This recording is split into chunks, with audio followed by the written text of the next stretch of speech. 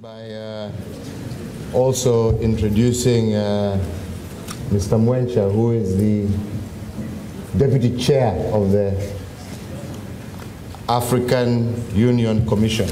Asante sana Bwana Mwencha, ako hapa pia na sisi. Wakenya wenzangu, hamjamboni nyote? Hamjambo tena? Mimi nimeshukuru na nimefurahi kuwa pamoja nanyi. Asanteni sana kwa kutukaribisha. Asante, tunajisikia tuko nyumbani na tunafurahia. Let me begin by saying that it's really a great pleasure to be back here in Washington. It's a great pleasure to be talking with my fellow Kenyans. And some of you maybe in this room will recall that some 10 years ago or so, you know, I was also around here somewhere asking you for votes at the time. Mambo ikakuwa mrama kidogo, lakini tukashukuru Mungu na tukaendelea, na asante kwa sababu mlinisikiliza, hamkunitupia mawe at least. Alafu pia from then,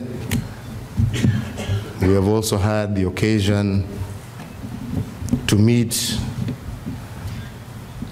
when I was in two further positions. When I was the Minister of Trade, I remember when we came for AGOA, I had a chance again to meet some of you.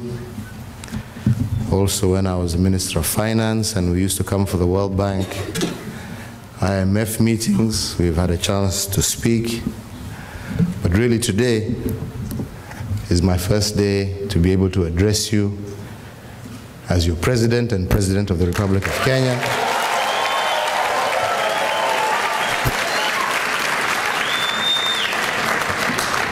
And to say that it is indeed a great honor. And let me assure you, many of you who did not manage to travel home, did not manage to vote, and I want to assure you that we as a government will give all the support that we can to the IEBC to ensure that come 2017, the Kenyan diaspora will participate and vote with other Kenyans and take the decision and participate in taking the decisions that chart the destiny of your lives, because it is your lives. And you have a right to participate in those decisions. Let me also say that even now, you have a right to participate in shaping your country's future. And that right comes not just because you were born in Kenya. That right comes because for all these years, our Kenyan diaspora has been a critical ingredient of our development path so far. Your remittances, your skills have all contributed greatly to where Kenya and to what Kenya has managed to achieve in the last 50 years of her independence. And as I said, and as the ambassador said, it is time we also equally recognize that fact and started to involve you more actively in the decisions that we make, in the choices that we take, because your input could help largely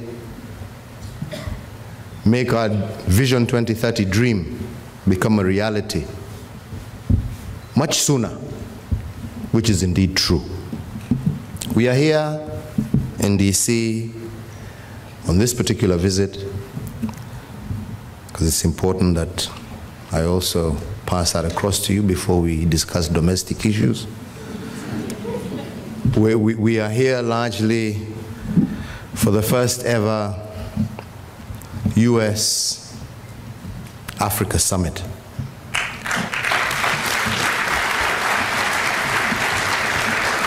And for this and for the record, I want to take this opportunity on behalf of the people of the Republic of Kenya to thank President Obama for that initiative.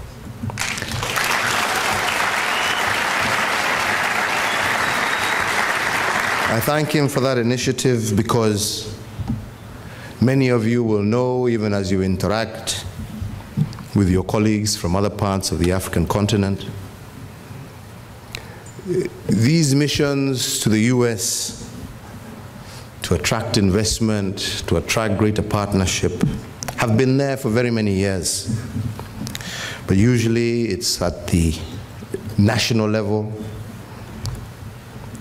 and it's always engaging, trying to find, contacts with the big players in the US economy. But usually to very little avail, because nobody really wants to know about Kenya, because as far as they know is, where is Kenya? It's maybe a city in Africa. But this has given us an opportunity to profile the African continent. It's given us an opportunity to profile the states in the African continent. It's given us an opportunity, for the first time in a very long time, to tell a good story about Africa. Because for far too long,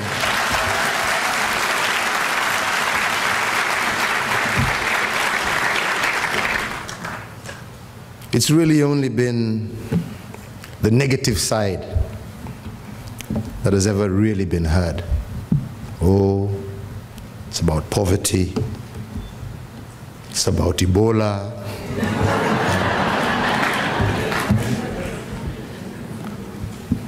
It's about the negative. And it's not to say that we don't have challenges. I'd like a nation to stand up and say they don't have challenges. We all have challenges, all of us, wherever we come from. But really, for the first time, we've been given an opportunity to say that as much as we are a continent of challenges, we are a continent that is ready to turn those challenges into great opportunities.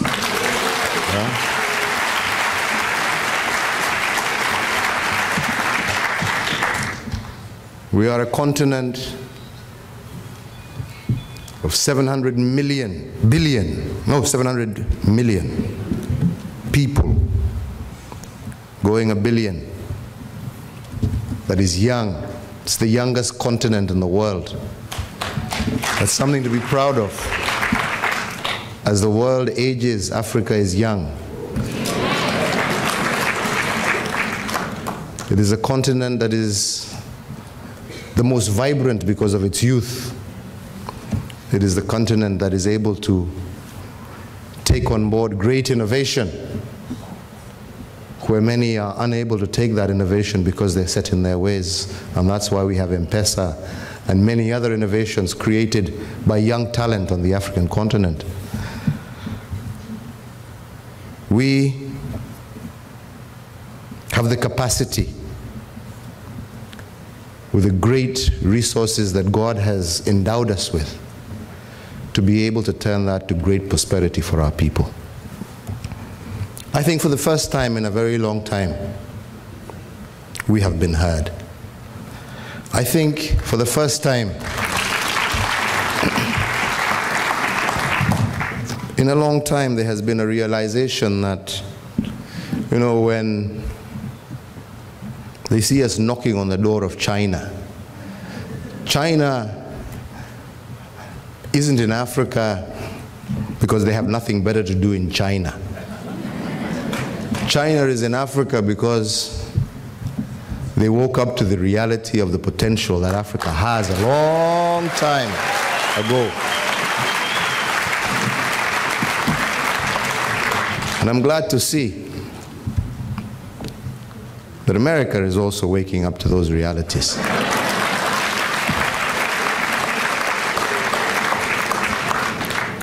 And as America wakes up to those realities, there is no other person better able to tie and to link those two great continents than you are, diaspora.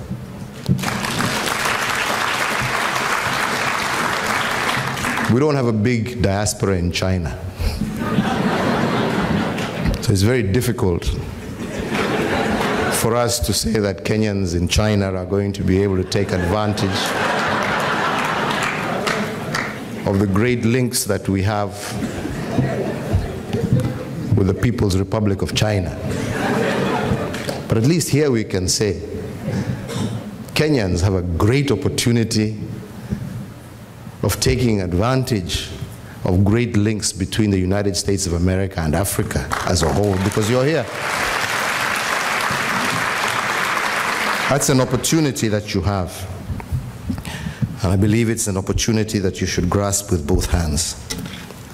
And for us as governments, ours is to do everything that we can to be able to empower you, to be able to facilitate you, to take that full advantage. That said and done, let me say that we have also enjoyed the stay. I had an opportunity yesterday to dance to Lionel Richie at the White House. And I've also had a great opportunity to dance with your young ones here who, oh yeah.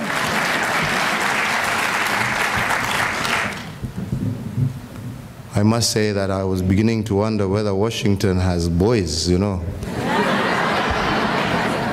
You know, I'm told these things are seasonal, you know, when it's too cold, when it's too hot. But I'm sure they are there. Maybe just as shy. You know, boys are kind of shy. But beware, because women are taking over the world. They're taking over Kenya.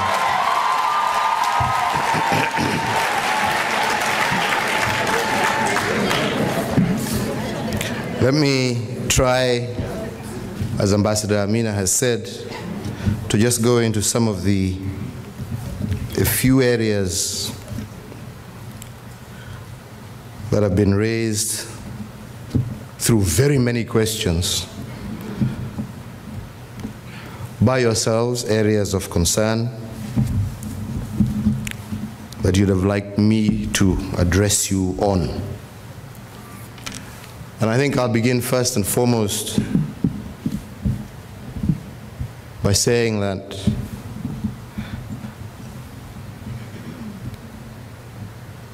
we go into politics for leadership.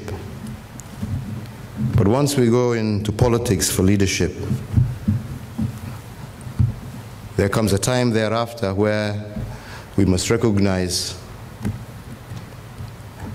that in democracies, especially democracies that have regular elections, politics is not about enmity.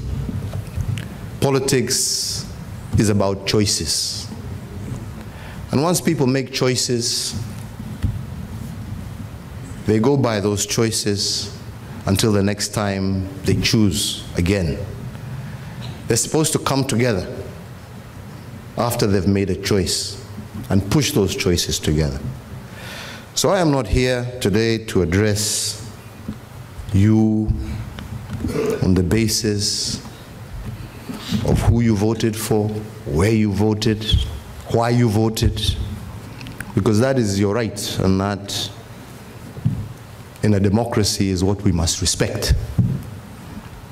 But I am here to say that as a result of those choices, you have elected me and the Jubilee government to deliver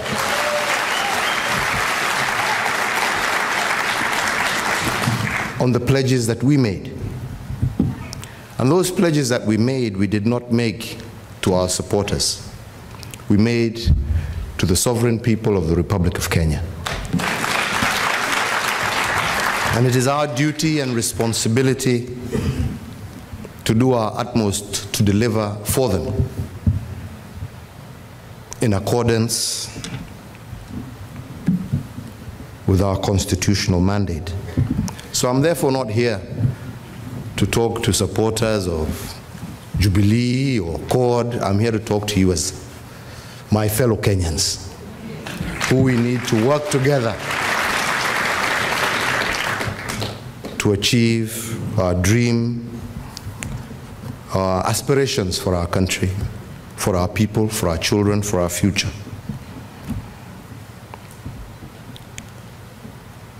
So I call upon you all, and for the very first time, let me address myself to that, because it's something that has been of great concern to me. And you,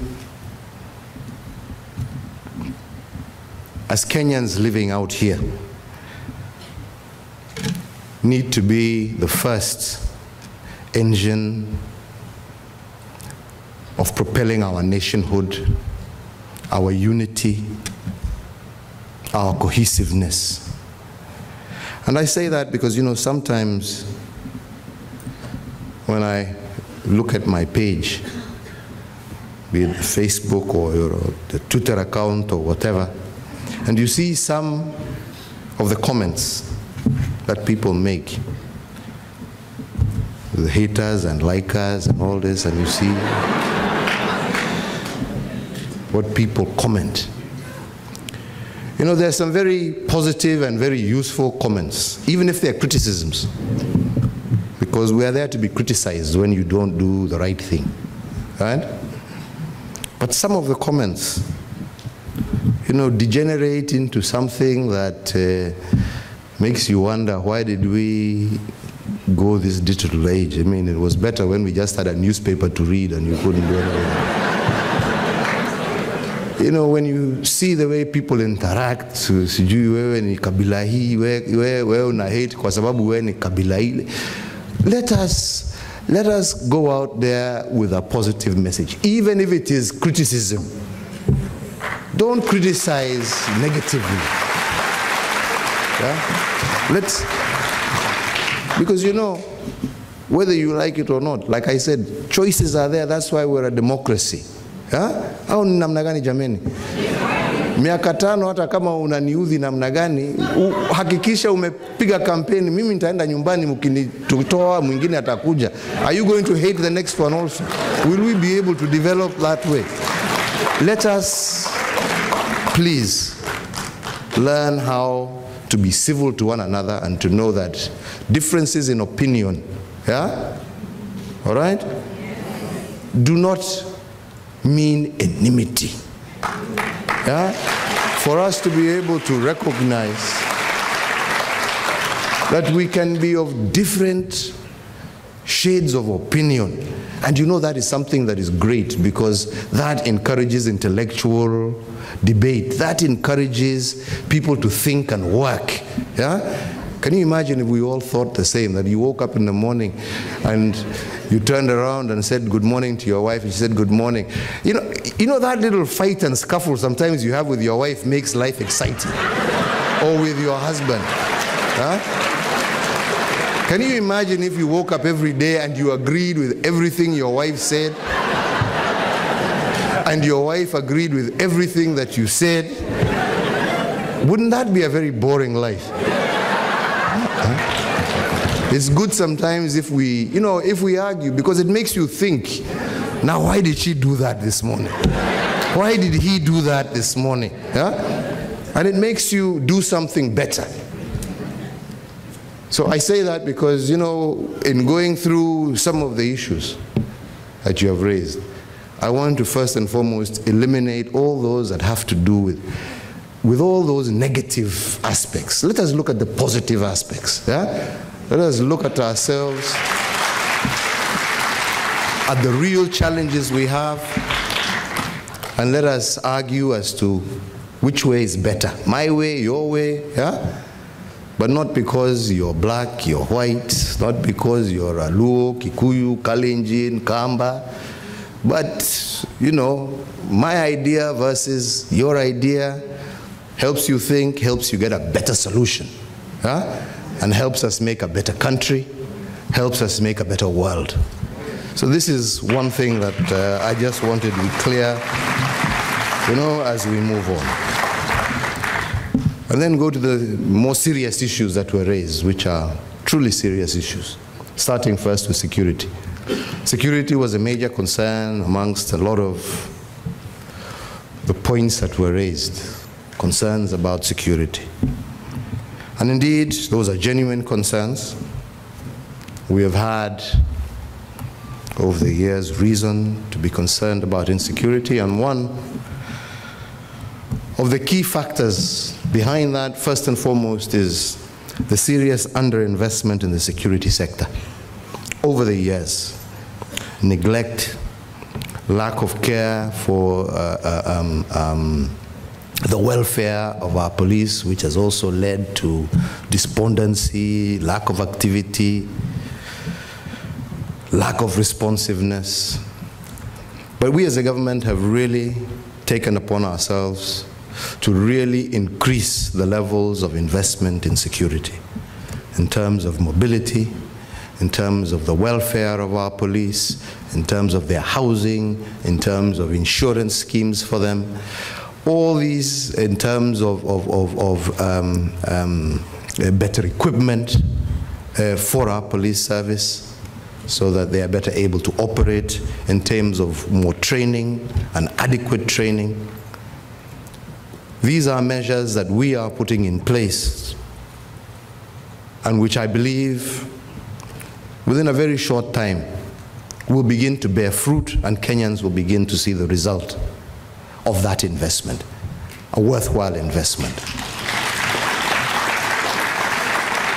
But at the same time, we also have insecurity posed by another level, and that is the threat of terrorism.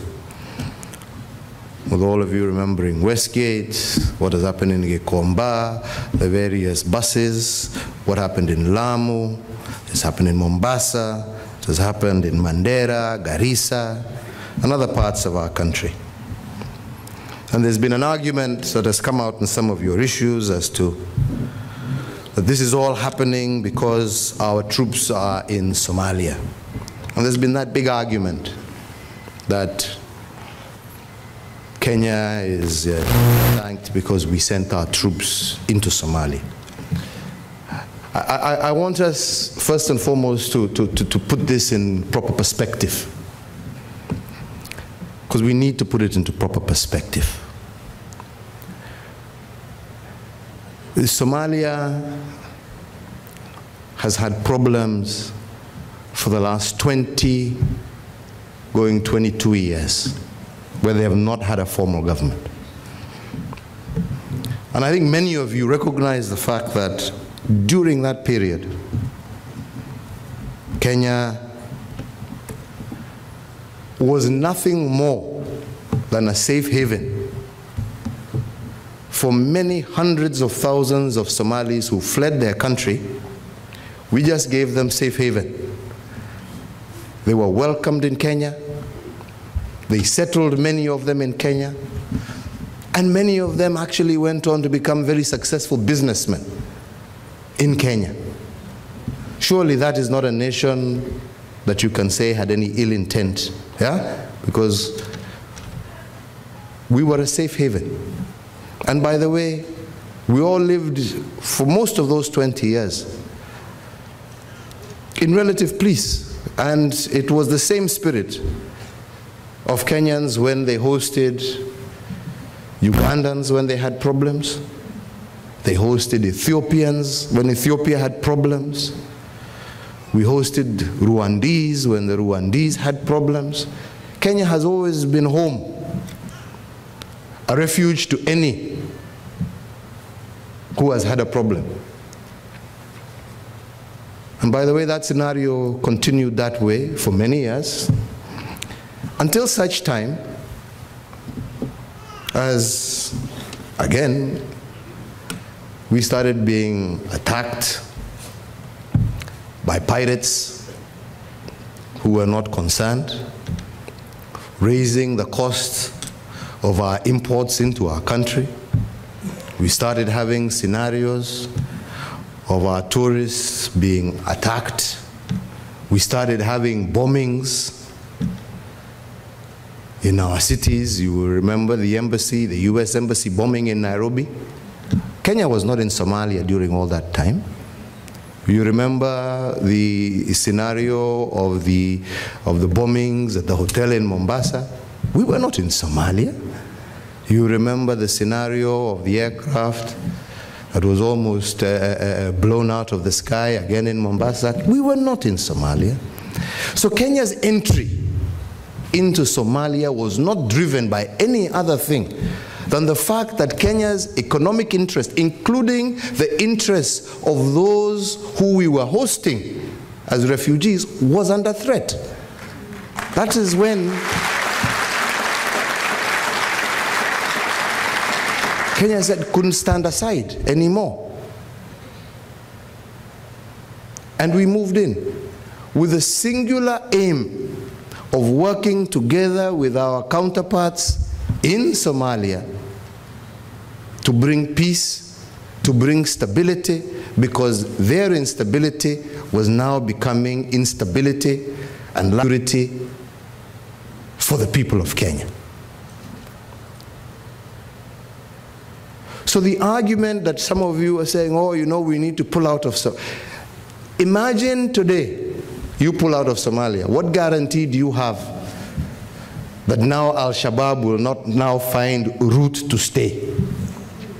Do you give that guarantee to the 40 million Kenyans? So the only time Kenya can pull out of Somalia can only be such a time when Somalia stabilizes, when they have a firm government that is able to secure their own boundaries and people.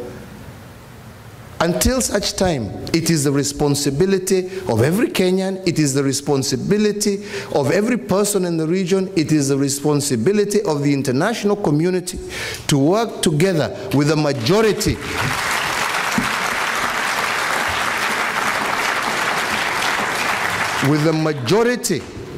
of well-meaning people of Somalia to uproot these evildoers who are intent on causing all of us harm.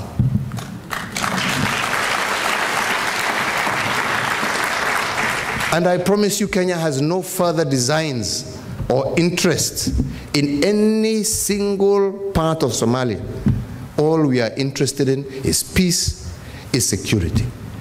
And I would plead with you, including our diaspora here, that those passing out messages that they, you know when they say, oh, this government is against a certain community, I say, look at our government.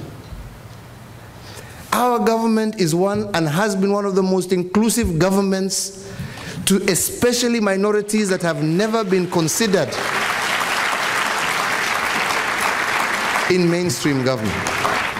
If we had a problem with the Somali community, would my sister Amina Mohammed be the Minister of Foreign Affairs and representing the interest of Kenya?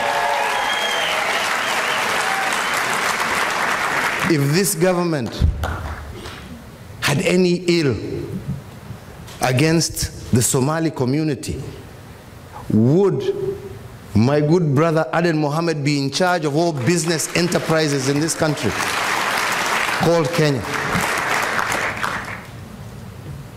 If this government had any harm against our Muslim brothers and sisters, would Najib Balala be the Minister of Mining in charge of all the extractive industries in our country?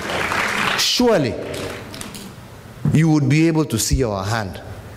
Surely we would not have people like that in such critical areas. Would Aden Duale be the head of majority, the leader of majority in the Republic of Kenya? Were we hostile? Surely our interest is only but one. Please, we just want peace. We want the opportunity to prosper our nation, and we want the opportunity for the people of Somalia also to prosper, because if they prosper as our neighbors, we too shall prosper. That is all we are desirous of. So those passing messages that then create despondency, or that's no, we will not, we shall not, and we will never until such time we achieve those objectives. So we need to be very clear on that, and I just wanted to address myself on that, and I hope I'm quite clear on our position as a government with regard to that particular issue.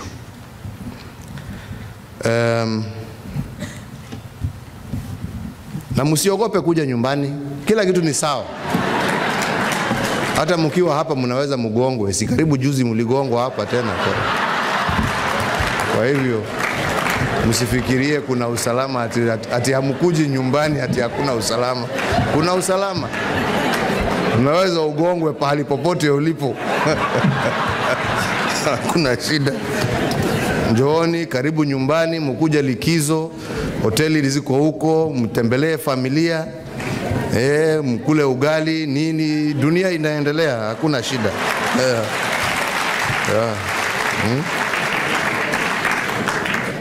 Hakuna shida.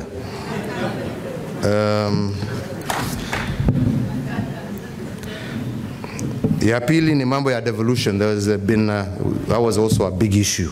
So I thought I'd better explain myself there as well. We are committed completely to devolution, because there is an argument that we are not committed to devolution. We are committed fully to the implementation of our Constitution. We have sworn to uphold, defend, and protect the Constitution of the Republic of Kenya, which happens to be the Constitution promulgated in the year 2010. And the only issue,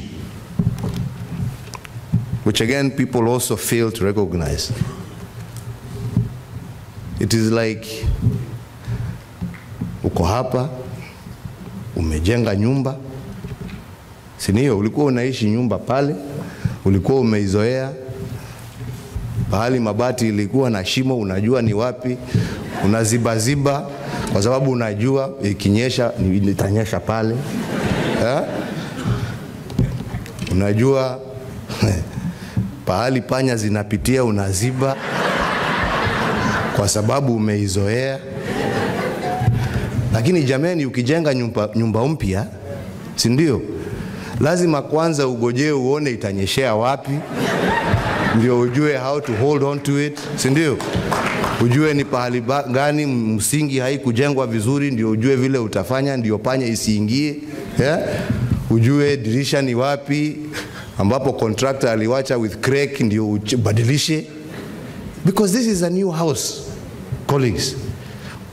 We have entered a new house, and we have only been living in it for 1 year out of the 49 years that we have lived in another house. We have only just moved into this house.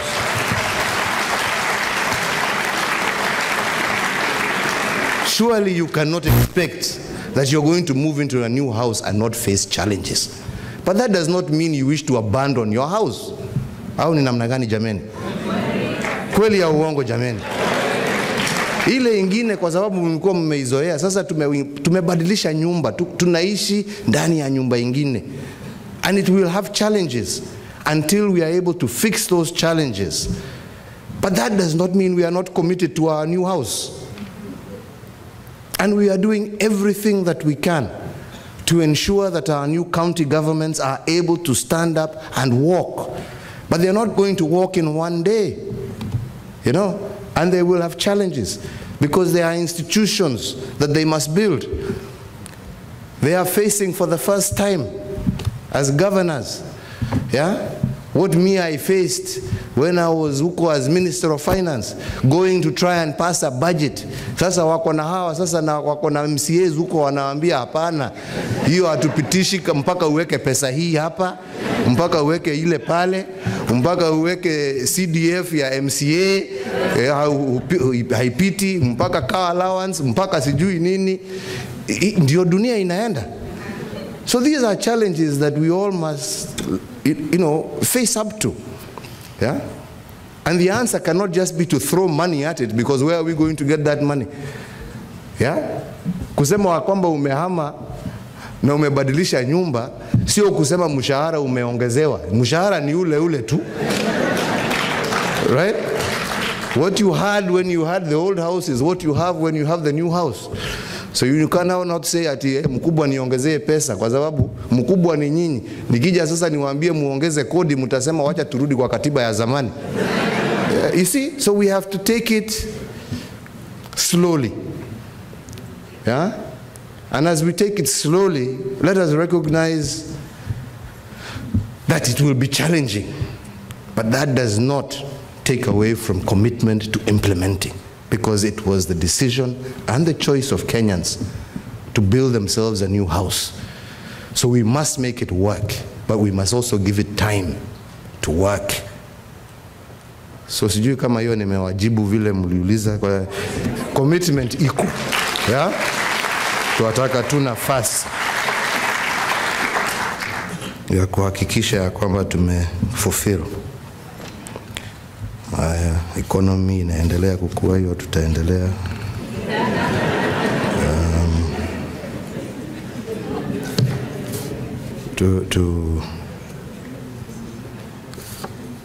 Tourism, nyinyi ndio tourists, mkija hoteli mtakuja kukaa kwa mahoteli. Yeah? Yes. The role that the diaspora can play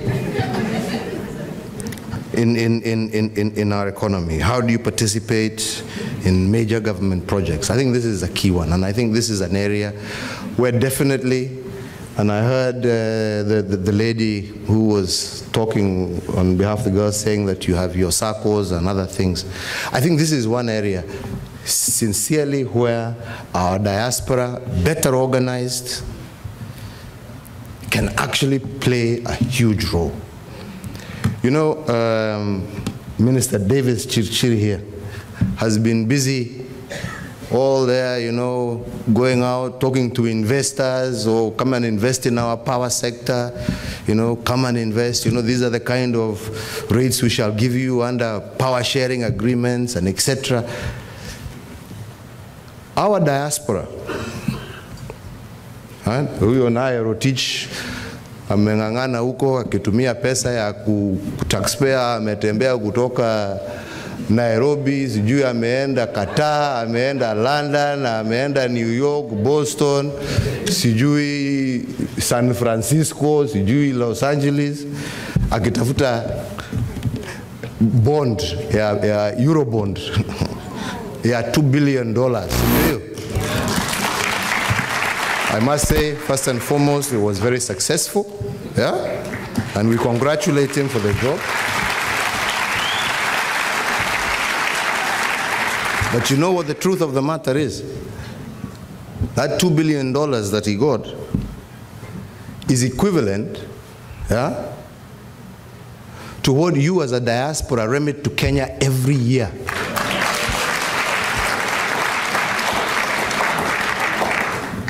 Lakini shida yetu sisi, kila mtu anaeka yake $200, yanaenda, mama wewe weka hiyo kwa account ile yangu ile ya chini pale, usioneshe bibi akija kwa sababu hiyo uweke kando. Hiyo ingine ni yako ya kununua unga etc. Namna hiyo ingine ile kanyumba nilikuwa najenga pale, lipa contractor mwezi hii. Can you imagine if you mobilize that money, right, and actually had a conference with these good people, right? The kind of investments that you would make and the kind of returns that you would have ya kununua unga na ya kuficha ya bibi kidogo. Yeah? Can you imagine what you would be able to do with that? Huh? Here you're earning 1.5% hapa. Hizi ma returns, your bond ni ya 6%. Right? But this is the money you send if it was organized.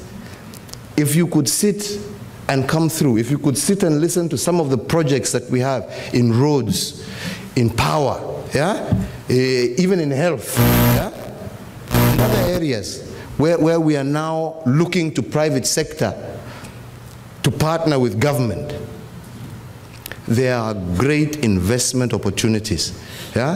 Na sasa nyinyi mtawachwa nyuma, muone sasa hawa wengine ambao unajua hata hawa wako na mabilioni mekaa hapa, they have nowhere to invest, so wanaangalia huko sasa. Find a way of how we can actually deliberate and negotiate and discuss with you as a collective.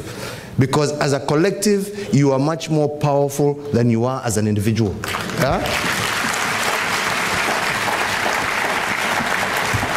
Rather than invest in how you are going to buy your own flat in Kileleshwa au wapi, we peke yako.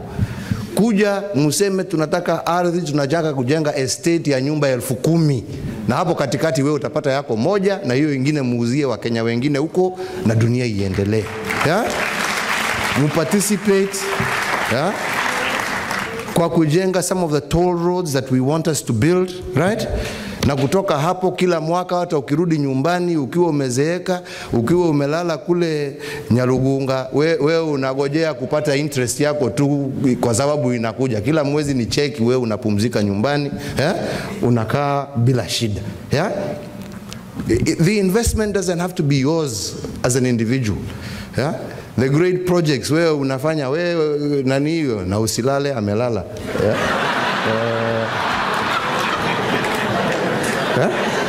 Wewe mtu ya lapset bana. Umelala.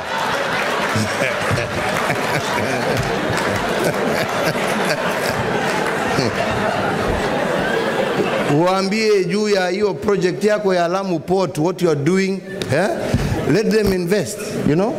But if you could, and we need just to work together, yourselves and Treasury, to get an instrument that can help you invest in some of these major projects, right?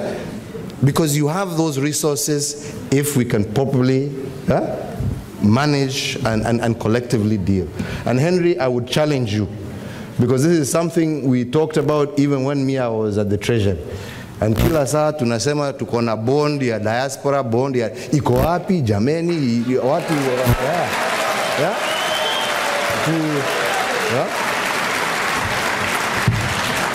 tumalize hiyo kitu ndio, and they will invest in it.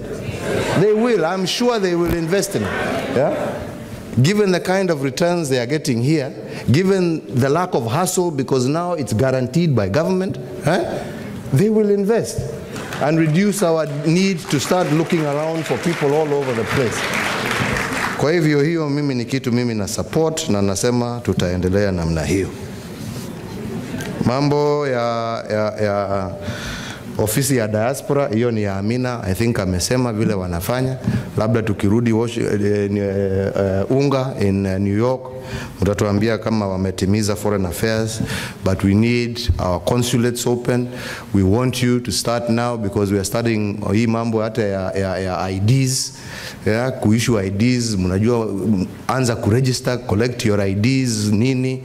Tunataka kufungua more consular offices, mimi naenda Texas huko, tutafungua ingine huko, Tutoke hapo tuende Minnesota tufungue ingine. Kila pahali wa Kenya wako, wacha services ziwe karibu na hawa. Huduma tunaita huduma siku hizi. Tunazianza tunazifungua huko kila mahali Kenya.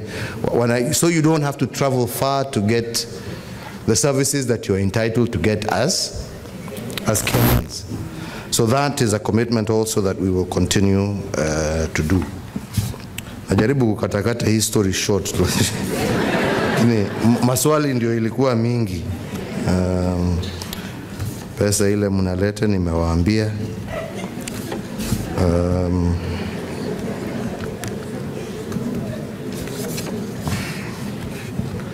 Mambo ya kupiga kura nimewaambia.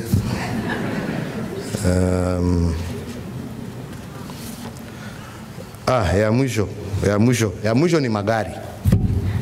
Hii maneno ya magari, na hiyo nataka pia tukubaliane, because again this has been an issue that is long standing, and I think hapa, I've never issued a directive outside of my country, lakini I'm talking to Kenyans, and I have ministers who I can direct. We have debated this issue long enough, and I think it has always been an issue of tutaenda nyumbani, tutaangalia, oh, the policy is wrong. Aden, watu yenu, sijui, wanasema hii gari, right hand, inaweza kuwa namna hii, inaweza kuwa. Mimi nataka tuseme hivi na tukubaliana hapa kwa sababu the ministers concerned are here. The minister is Aden, the minister is Rotich, and the minister is Kamau. Tukubaliane. Kama hamtaki hii watu walete left hand drive cars. Tuseme ya kwamba, and I think this would be to me a fair proposal. All right? If there is a problem with that policy, bas mtu akijua wakati wake umekuja awe anarudi nyumbani. Awe na uhuru kwa sababu they can also not drive right hand cars here. Correct? Na uwezi kuambia mtu sasa uza ile ununue hii, ufanye hii, ukae naye miaka 4. So tuseme those who live in countries where people drive on the wrong side of the road, all right,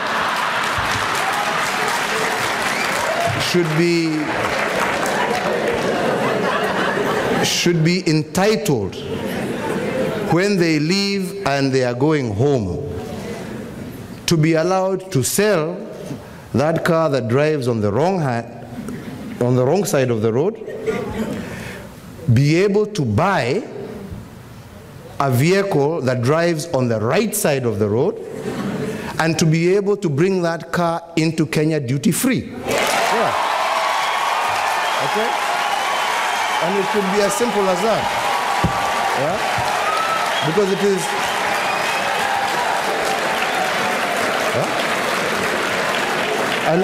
And it should be as simple as that. And it should be treated as if it was their... Because it is not their fault that they are living in a country that they don't know how to drive.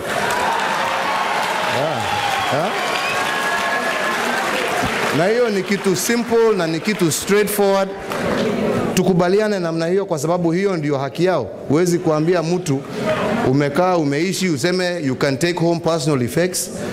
Ikifika kule useme hii gari yako haiwezi kutembea Sasa hawa sio walichagua nchi vile wanapeleka magari? Kwa nini waumizwe? So hiyo ni directive na nimesema ifanywe namna hiyo. Na iwe namna hiyo na ikae namna hiyo.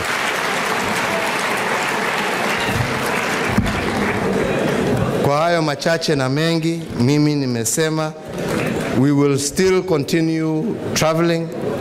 Mine is to ask you, please let us all be patriots to our country. Please let us love each other as Kenyans, not as communities. Let us know that our ability to achieve our individual and collective aspirations will come when we learn to respect, will come when we learn to live together. You know, as Kenyans, this country is what it is because they don't ask you where you come from. They have welcomed you. They don't know whether you're a Kisii, they don't know whether you're a Kamba, they don't know whether you're a Kikuyu, they don't know whether you're a Luo. Hawajui, wanajua ile talanta ambayo umewaletea hapa. Kweli ya uongo? Na hata sisi kama wa Kenya tujuane kwa sababu ya ile talanta ambayo tunaleta ya kujenga taifa letu la Kenya. Na mimi sina shaka tukifanya hivyo, ushindi hautakuwa wangu au wako wewe au yule mwingine, utakuwa wetu sisi zote, tukiwa na nchi ambaye imetajirika, tukiwa na nchi ambaye inahudumia Wakenya wote pahali popote walipo kwa haki, kwa imani na kwa upendo. Kwa hivyo wenzangu, tukialikwa tena tutarudi. Tusipoalikwa tuko kwa Facebook, mtatupata huko.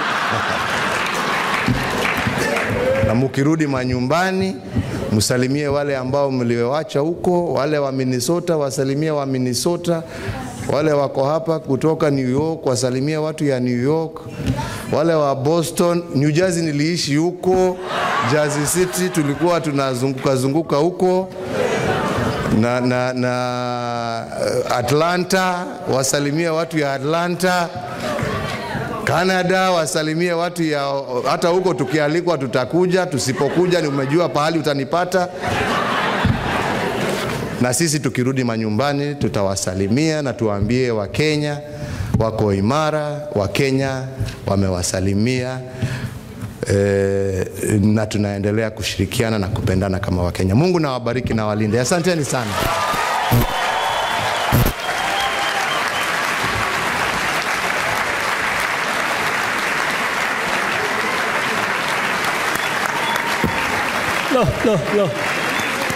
Uhuru